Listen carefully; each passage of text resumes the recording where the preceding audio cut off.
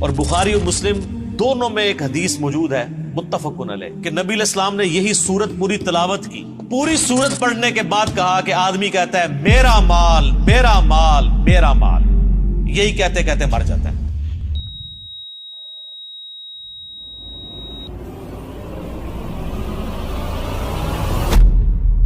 وَتُحِبُّونَ الْمَالَ حُبًّا جَمًّا.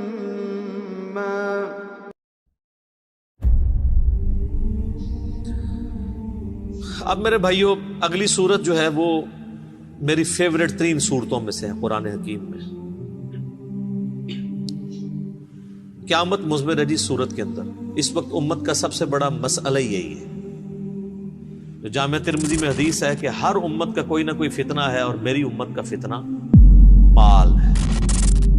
اور بخاری اور مسلم دونوں میں حدیث ہے نبی علیہ السلام نے اپنی وفات سے 1 مہینہ پہلے شہدائے احد کے قبرستان میں جا کے ان کی قبروں کے اوپر جنازہ دوبارہ پڑھا.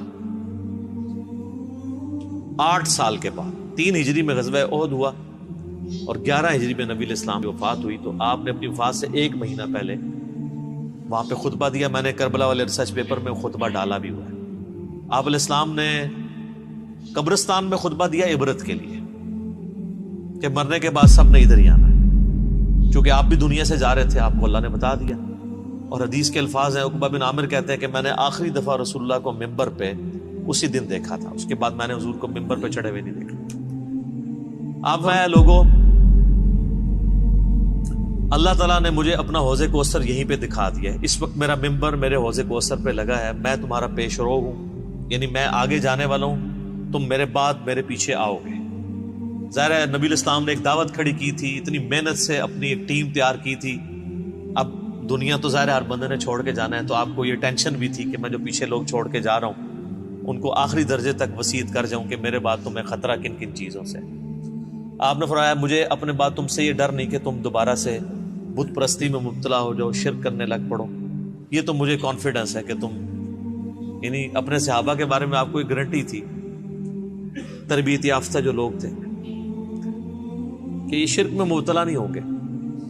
البتہ مجھے یہ ڈر ہے کہ تم میرے بعد دنیا کے مال میں پھنس جاؤ گے اور دنیا کے خزانے تمہارے لیے کھول دیے جائیں گے. نبی علیہ السلام نے تو اپنی وفات تک فقر ہی دیکھا تھا. بخاری اور مسلم دونوں میں حدیث ہے، اما عائشہ کہتی ہیں کہ نبی علیہ السلام کی وفات تک ہماری یہ حالت تھی. بعض اوقات 1 مہینہ، بعض اوقات 2، بعض اوقات 3 مہینے تک ہمارے گھر میں چولہا نہیں جلتا تھا. کوئی پکانے کے لیے چیز نہیں ہوتی تھی. 2 کالی چیزوں پہ گزارا ہوتا تھا، ایک کھجور اور دوسرا پانی. اور کھجوریں بھی کو ٹن و ٹن نہیں، 2 کھجوریں اور ایک میٹھا پانی کا پیالہ صبح کے وقت، اور 2 کھجوریں اور 1 پانی کا پیالہ میٹھا شام کے وقت. کیونکہ میٹھا پانی وہاں پہ ایشو تھا ریگستان میں. آج بھی آپ ذرا ریگستانی علاقوں میں چلے جائیں تو کتنے کلومیٹرز پیدل سفر کر کے، وہاں کی تو زندگی میں ایشو ہی یہی ہے کہ پانی بھر کے لانا ہے 8 کلومیٹر سے. اور آپ نے آٹا جو ہے چکی میں پیس کے بس روٹی پکانی. یہ ٹوٹل لوگوں کی زندگی ہے. یہ جو آپ یاشیاں جو نیٹ پہ یوٹیوب پہ بیٹھے رہتے ہیں اور فیس بک پہ، یہ تو وہاں کے مسئلے ہی نہیں ہیں. وہاں کے تو مسئلے ہی کچھ اور ہیں. تو اس زمانے میں نبی علیہ السلام کے مبارک زمانے، اما عائشہ کہتی ہیں کہ یعنی آپ علیہ السلام اور آپ کے گھر والوں کا گزارا کالی چیزوں پہ ہوتا تھا.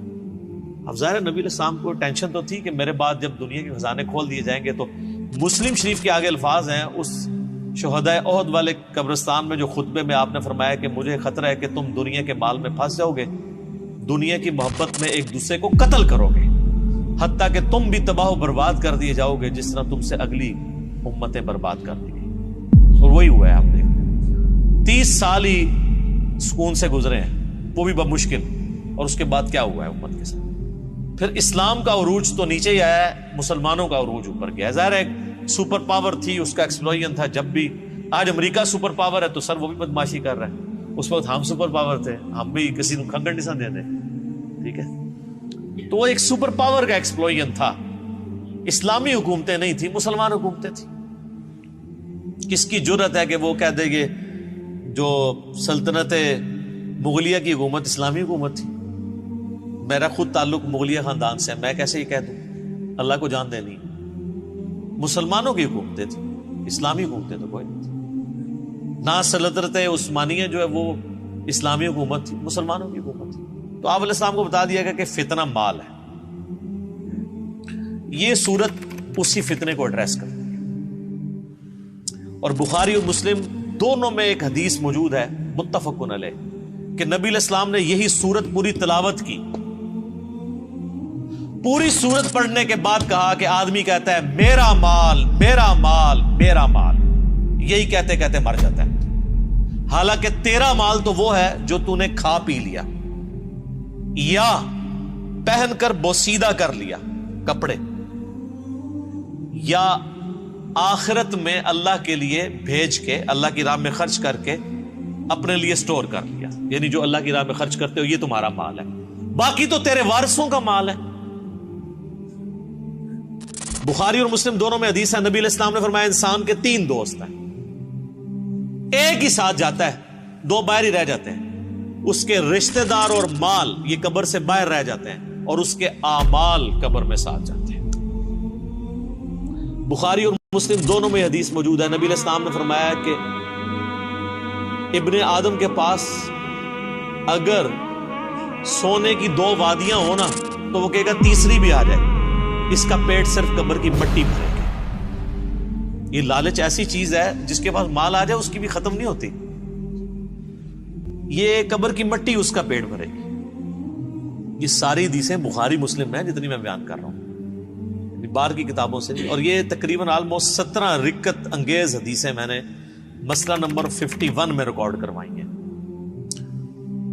رزق حرام کی مذمت، دنیا پرستی کا انجام اور اس کا علاج۔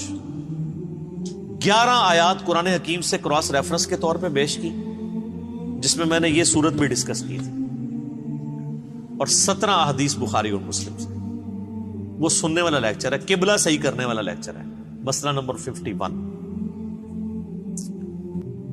تو نبی صلی اللہ علیہ وآلہ وسلم کو یہ بات پتا تھی کہ میرے بعد فتنہ کیا بننے والا ہے امت کے، تو آپ کا زہد پریکٹیکلی آپ نے پروف کیا۔ بخاری اور مسلم دونوں میں حدیث ہے، نبی علیہ السلام دعا کیا کرتے تھے، اے اللہ محمد اور آل محمد کو صلی اللہ علیہ وآلہ وسلم بس اتنا ہی رزق دینا کہ ان کی روح اور جسم کا رشتہ برقرار رہے، یعنی بس سانس چلتی رہے، اس سے زیادہ مجھے رزق نہیں چاہیے۔ سر جن لوگوں نے یہ حدیثیں نبی علیہ السلام سے سنی ہوئی تھی انہوں نے دنیا کو 3 طلاقیں دینی تھی نا، انہوں نے ابو ذر غفاری پھر بننا ہی تھا۔ ابو ذر غفاری کے اوپر میرا کلپ دیکھیں، رات کو میں دوبارہ دیکھ رہا تھا وہ کلپ، آپ کسی اور دنیا میں چلے جائیں گے۔ یوٹیوب پہ جا کے لکھیں سیدنا ابو ذر غفاری، tragic life story of a true Muslim, کہ انہوں نے کتنی کمٹمنٹ کے ساتھ زہد کی زندگی گزاری ہے۔ ایون صحابہ سے بھی وہ لڑتے تھے اس معاملے میں کہ نبی علیہ السلام کی یہ زندگی نہیں تھی جو تم گزار، اور وہ جو کچھ فورسی کر رہے تھے حضرت عثمان کے دور میں، پھر آپ نے دیکھ لیا کہ پھر اس کا انجام کیا نکلا۔ الہاکم التکاثر، غافل رکھا تمہیں، ہلاک کر دیا تمہیں زیادہ مال جمع کرنے کی ہوس نے، حتی زرتم المقابر، یہاں تک کہ تم نے قبروں کا منہ دیکھا، یعنی مرتے دم تک مال مال مال مال، اینڈ کوئی نہیں ہے جب تک کہ قبر کی مٹی میں نہ جا کے مل جاؤ۔ کلا سوف تعلمون، ہاں ہاں تم جلد ہی جان جاؤ گے۔ ثم کلا سوف تعلمون، پھر تم سے کہتے ہیں ہاں ہاں ان قریب تمہیں معلوم ہو جائے گا۔ کلا لو تعلمون علم الیقین، ہاں تم یقینی طور پر جان جاؤ گے۔ یقین تو اسی وقت آنا جب چیز سامنے آ جائے گی۔ لترون الجحیم، تم دیکھ کر رہو گے دوزخ کی آگ کو۔ ثم لترونها عین الیقین، اس کے بعد تمہیں دوزخ کی جو آگ کو دیکھ کر اپنی آنکھوں سے یقین آ جائے گا، لیکن اس میں فائدہ کوئی نہیں ہونا۔ ثم لتسألن یومئذ عن النعیم، اس دن پھر تم سے اللہ تعالیٰ ہر اس نعمت کے بارے میں پوچھے گا جو اس نے دنیا میں تمہیں وہ نعمت دی تھی۔ آنکھ، کان، عقل، یہ ساری چیزیں دی تھی، ان کو یوٹیلائز کر کے اللہ کی اطاعت کیوں نہیں اختیار کی؟ اللہم من احییتہ منا فاحیہ علی الاسلام ومن توفیتہ منا فتوفہ علی الایمان اللہم ثبتنا علی الایمان اللہم ثبتنا علی القرآن اللہم ثبتنا علی الاسلام اللہم اجرنا من النار اللہم اجرنا من النار اللہم اجرنا من النار آمین.